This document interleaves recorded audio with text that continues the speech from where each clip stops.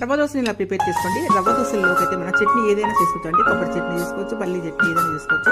దానికోసం అయితే మెజర్మెంట్ అయితే 1 కప్ సుజీ, 1 కప్ బియ్యం పిండి, 1/2 కప్ మైదా ఇట్లా వేసుకోండి. ఈ 3 వేసుకొని దాంట్లో వాటర్ అయితే 5 కప్స్ పోసుకోండి. 5 కప్స్ వాటర్ పోసుకొని కలుపుకోండి. ఈ విధంగా పిండిని అయితే ఈ మెజర్మెంట్తో ఏదైనా కప్పుతో కొలుసుకోండి. ఇలా కొలుసుకున్న తర్వాత సాల్ట్ అయితే 1 స్పూన్ సాల్ట్ వేసుకోండి. తగినంత సాల్ట్ వేసుకోండి.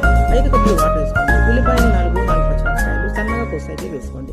ఈ విధంగా వేసుకున్న దాంట్లో కొత్తిమీర సన్నగా కోసుకొని, కరివేపాకు, అల్లము 1 అంగుళం ముక్క సన్నగా కోసుకునేది వేసుకొని, పెరుగు అయితే 2 టేబుల్ స్పూన్ పెరుగు వరకు వేసుకొని బాగా అయితే కలిపి ఒక హాఫ్ అన్ అవర్ అయితే పక్కన పెట్టి ఉంచుకోండి.